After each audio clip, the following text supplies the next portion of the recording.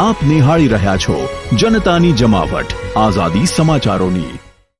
એક સમાજની લાગણી દુભાઈ તેમ છતાં પણ બીજેપી પોતાની હટથી ઢીલું ના પડ્યું ને રૂપાલાની ટિકિટ રદ ના કરાઈ। શું કહેવા માંગો છો આ વિષય પર? તમે પણ એક સ્ત્રી છો।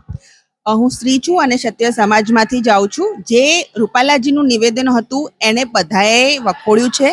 આ નિવેદનથી તમામ લોકોની અંદર ગ્લાનિ હતી, તમામ લોકોને દુઃખ હતું। નોટ ઓનલી ક્ષત્રિય સમાજ, ગુજરાતની 6.5 કરોડની જનતામાંથી કોઈએ એ નિવેદનને ક્યારેય સમર્થન નથી આપ્યું। એનો મતલબ છે કે 18 વર્ણ અને સર્વ સમાજને દુઃખ લાગ્યું છે। પરંતુ પોતાની ભૂલનો તરત જ જ્ઞાન થઈ જતા રૂપાલાજીએ વિડીયો બનાવીને માફી માંગી, સમાજ સમક્ષ માફી માંગી અને જાહેર મંચ ઉપર જ્યાં ચૂંટણી પ્રચાર કરવા ગયા છે, જાહેર જીવનમાં સતત માફી માંગી રહ્યા છે। આટલી બધી વખત પોતાના કોઈ કામ ઉપર માફી માંગતા બીજા કોઈ નેતા નથી। એની સાથે આદરણીય પ્રધાનમંત્રી નરેન્દ્ર મોદીએ જે મહિલા સશક્તિકરણના અને અન્ય કામો કર્યા છે એને ધ્યાનમાં રાખીને ત્રીજી વખત જ્યારે આદરણીય નરેન્દ્ર મોદી બનવા જઈ રહ્યા છે તો ક્ષત્રિય સમાજના તમામ રાજ્યો, ક્ષત્રિય સમાજ તરફથી અને એઝ અ ક્ષત્રિય મહિલા અમારા લોકોનું સંપૂર્ણ સમર્થન મોદી સરકારને છે।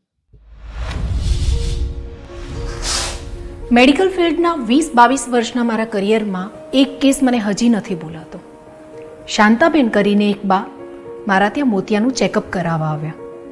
મેં કહ્યું, બા 2-3 મહિનાથી હેરાન થાવ છો તો વહેલા કેમ ના આવે?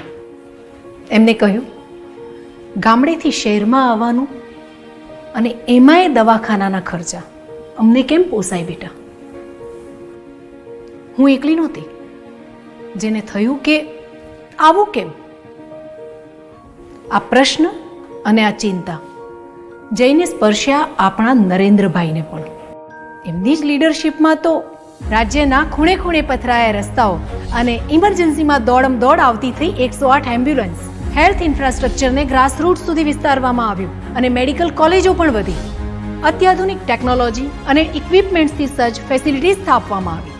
સસ્તા ભાવે ગુણવત્તાયુક્ત દવાઓ મળતી થઈ। દેશભરમાં 10,000થી વધુ જન ઔષધિ કેન્દ્રો કાર્યરત થયા। ગરીબને ગંભીર બીમારી સામે લડવા મળ્યું રક્ષા કવચ, એ પણ લાખો રૂપિયાની મફત સારવારના સ્વરૂપે। શાંતાબા જેવી લાખો માતાઓના આશીર્વાદથી એ સેવાભાવી પુત્ર હવે આવનારી પેઢીને આપશે એક સ્વસ્થ જીવનની ભેટ। માત્ર 2 જ દાયકામાં રાજ્યના હેલ્થ સેક્ટરે જોયું છે જનરેશન્સને આવરી લેતું ટ્રાન્સફોર્મેશન। અને એટલે જ તો ફરી એકવાર મોદી સરકાર